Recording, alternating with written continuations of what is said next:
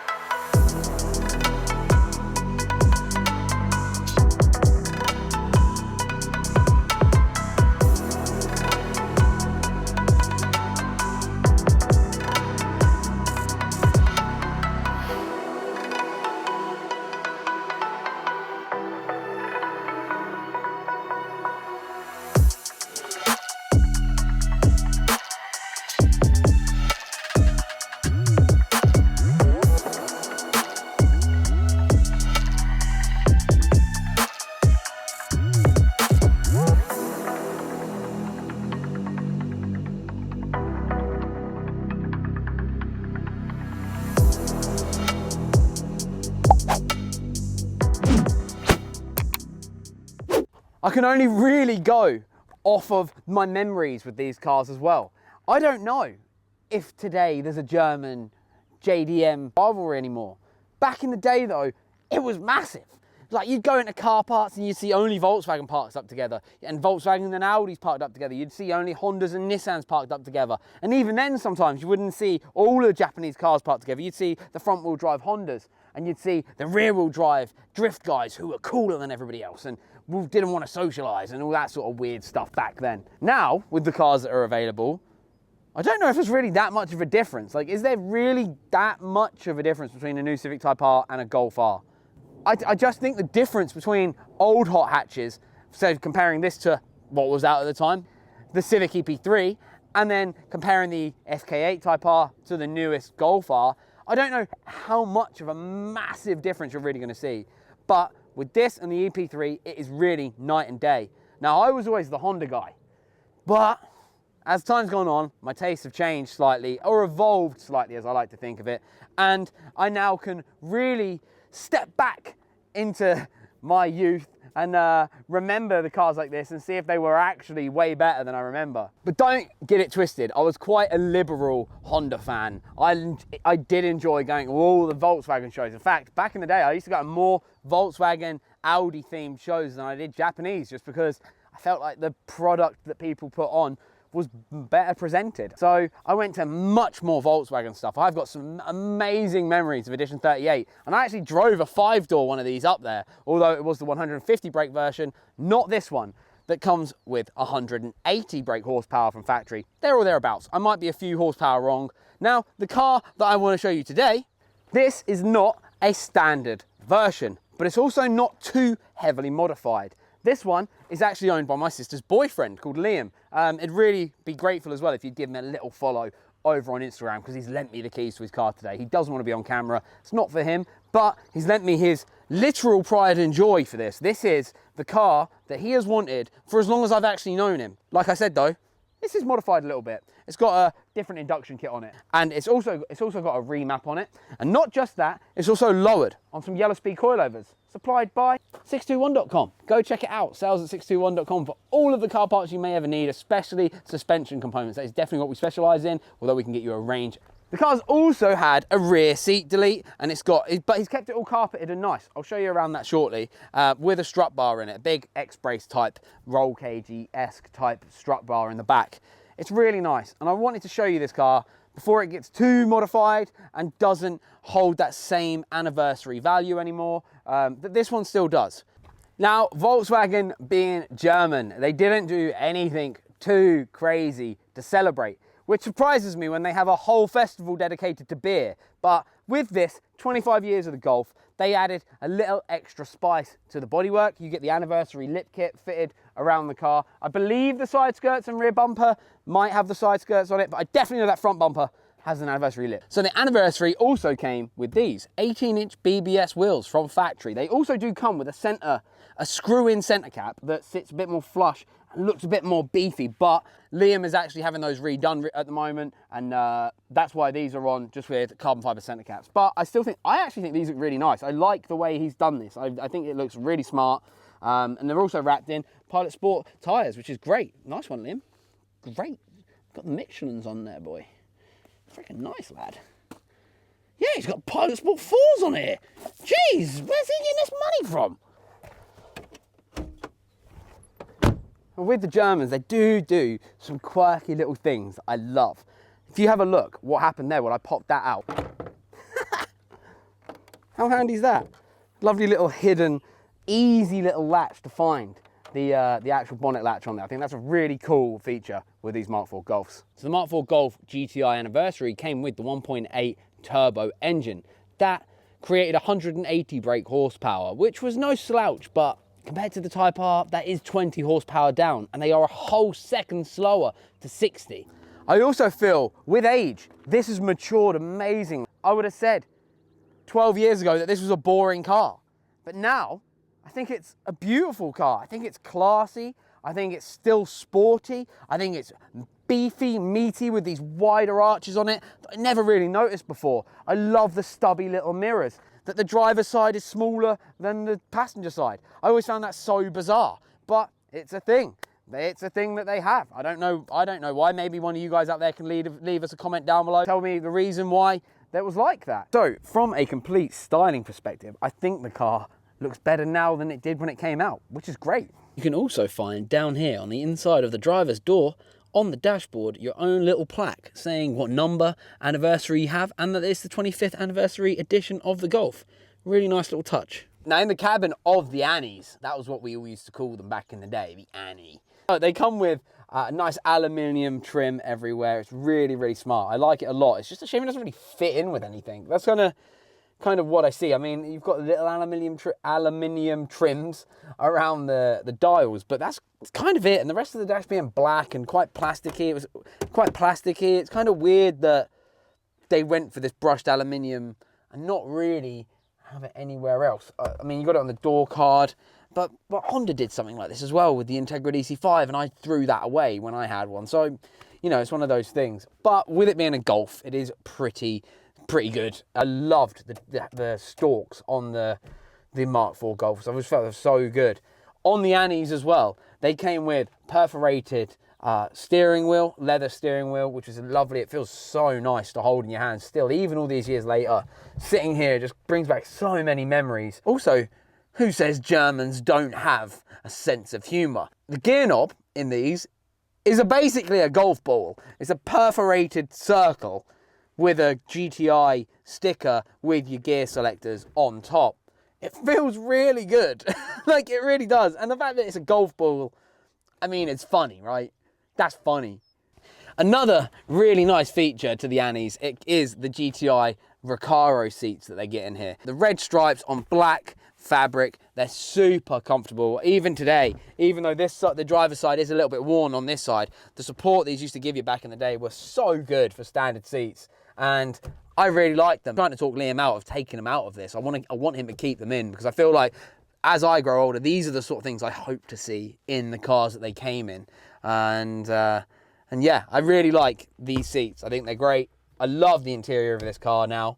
Back in the day, I'd have been like, oh, it's boring. Oh, it's boring, as I sat there in my early 2000s plastic Japanese box. But nowadays, I can look at it and I can really appreciate it a lot more. I really, really like it. I think it's great. And obviously, and it's also got some really handy cup holders just there.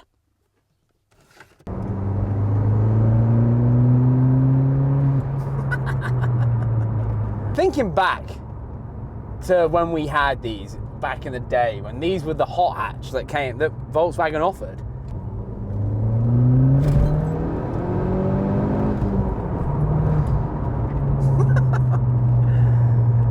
That's kind of surprising. Back in the day, when we were youths, and we'd be lingering around in car parks doing all the naughty stuff, the critique we had of these was they were heavy, they were slow, they were boring. But driving this one, it certainly isn't slow. It's definitely pokey. This one, to be fair, does have over 200 horsepower.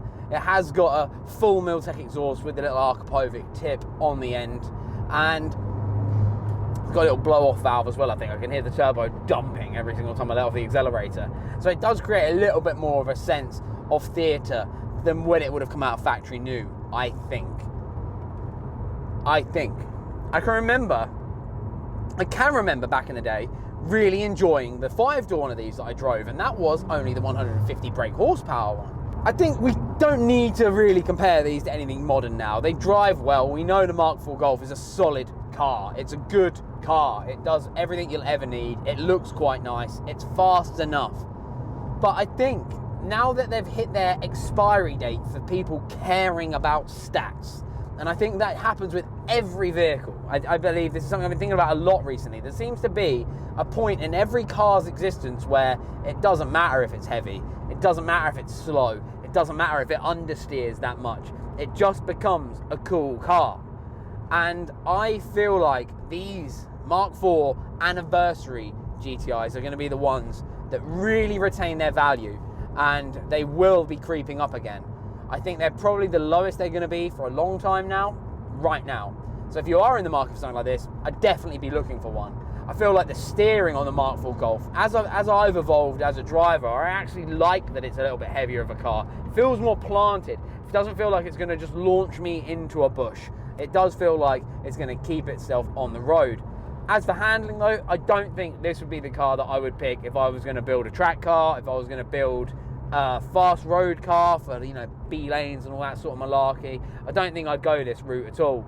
I think that they are heavy. Even when you strip out the rear interior, they're still heavy. And, you know, I wouldn't choose this car as a fast road car, but as a car to enjoy, as a Sunday weekend car, something to modify, something to take to shows, events, meets, I do think I'd look at one of these now. I think they're at a very affordable price. They're a very good car. They're not that old. So they're not, I mean, I know 19 years old this car is, so it is of age, but it isn't of the age of where it's going to be braking all the time, causing you massive problems. They are generally quite reliable, and when they do go wrong, they're very affordable too.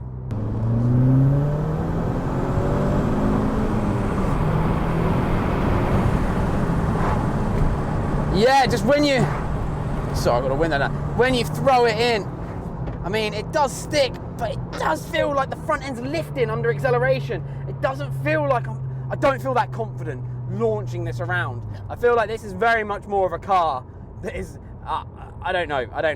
I just don't feel overly confident when I'm launching it around these lanes. I'll do it again off here in a straight though.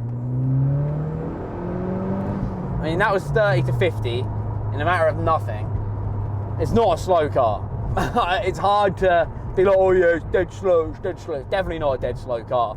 This is pretty good. It's very, very nice to drive. Very nice to drive. It's very, very comfortable. These seats are amazing, so supportive. They're so beautiful. I love these, but Recaro are my #1 chair brand. I love Recaro, and if you want a pair, drop me an email, sales@621. I can definitely hook you up some Recaros. I mean, the dashboard itself is very, very German, meticulous, nothing amazing. I suppose the aluminium stuff that I was whinging about earlier does light up the cockpit a little bit. I mean, Liam's retrofitted a different double-din head unit in here, so it's obviously a little bit more modern, which is obviously much needed in old cars like this that don't even have Bluetooth. So that's really nice little feature. And one thing I love about cars from this generation now is we have the technology now to make them usable every day. Like this car with Bluetooth, Apple Play, all the rest of that stuff. If you've got a Samsung or whatever, you can put one of those devices in. You can make these cars from 20 years ago your modern daily driver, and it's not a problem too. And I think that's a really nice thing about them. They were that good back then that they still hold up now as a car just to use all the time, which is great. This is a really nice car. There's not really much left to say about it, really. The way the power is delivered on this map, the reason I'm not talking much about the power delivery and stuff is because this is not standard, and I don't think it's fair because this has got like a map on it for this vehicle. But I guess with most remaps on German cars, they do generally seem to be the same. The way this power delivers, it's quite laggy. I'm going to put it in a third as I come off of here. The problem is this is 50 mile an hour average speed check, so I can't really do much here. I'll slow down around the roundabout when we come off of it, and I'm going to accelerate more. A second gear pull, so I'm going to drop it down a second. We are at 2,500 RPM. Ready? Turbo kicks in at 3.5. That's where boost definitely comes in at 3.5. Okay, so it's not unbearably laggy. It's not too bad. This is not too bad, to be honest. It's not that much of a laggy turbo. I was trying it in fifth over there. So, I mean, for a standard turbo, I think it's pretty good. Kicks in at 3.5, goes round to about 6.5. You got about 3,000. I mean, you got about 2,800 revs of pure boost, which is okay. She's no VTEC, but she's okay. Love the feel of the steering wheel. It's really, really nice. Because this is super comfortable. There's no rattles. There's no bangs. It's very well put together still, and it does move. It does shift. It's got that. I mean, it's not that great in fifth gear when you're just cruising, but I guess it's not the right point for boost. I do like the sound of this engine though. It sounds very Subaru-esque. A bit burbly and grumbly. And go again. Let's see if it's going to impress me. Nah, see that front end lifts up. It puts the rear end under loads of load. And I did actually just think, Liam's got this car set up on these coilovers for comfort, not for performance, because he does use this on the road a lot. So I am thinking maybe I was a little bit harsh with how it was driven fast, but I do feel like if this was set up a bit differently, it would be a bit better. I think overall though, these cars are such fantastic value for money still, and if you are looking to get something sooner rather than later, that could be a potential investment, but also be enjoyable, I think a Mk4 Golf is a great choice. Especially the anniversary. They've got a plethora of aftermarket choices for you to go down. You've got so many different styling options to go down with this, and there is an amazing community still for Volkswagens, the aftermarket Volkswagen world. Even if you just got standard Volkswagen, you take your stuff to all the Volkswagen shows, they really are brilliant. So I think they're a great investment. I think they're a great car just to buy to enjoy. And if it ends up being an investment as well, hey, result. But if not, it's something that you can definitely buy, enjoy, take care of, make some new friends with, I'm sure. And yeah, I do think it'd definitely be something worth looking at. So there we have it. My take on the Mk4 Golf GTI anniversary. Now, I did forget to mention there's only 900 of these available ever from Volkswagen in the UK. 300 of them were in black, 300 of each. They did silver, red, and black. The black in this is beautiful. It's beautiful black with gold metallic flakes in it. It's absolutely stunning seeing it in the sunshine right now. I do believe these will be a good investment going forward. I hate talking about cars as investments because to me, cars were built to be driven, and I feel like some of the creators of these cars will be turning in their graves knowing they're just sitting in people's garages doing nothing. But I do also see the appeal of doing it because you get to own something cool, use it for a while, and then make money when you get rid of it. So I can't hate that, obviously. I definitely hope you guys have enjoyed the video. If you have, please make sure you have subscribed to the channel with notifications on going forward. I know right now I'm not on a schedule as such because we've got so much going on in regular life. It's very hard for me to film, edit, and have these out for a set day right now. We'll have to see if that changes going forward, but if you just have the notification bell on, you'll get a ping up on your phone or on your app telling you, hey, Adam's uploaded a video, and that'd be amazing if you do that for me. Let me know down below if there's any other cars you'd like to see me drive and do little review feature videos on, kind of like this, without an owner to interview and bounce off of. I hope you've enjoyed it. I've tried my best with the equipment I've got to hand. Hopefully you will tune back into another video going forward. If any of you out there fancy joining the members page, I've uploaded a few more vlogs of us working on and building the cars here. Hopefully my members out there will be enjoying that. Going forward though, it's going to be pretty crazy on this channel. I'm trying my absolute best to keep control of everything going on. And I'll see you in the next video. Peace. Let's get my car ready for officially gas tomorrow, baby.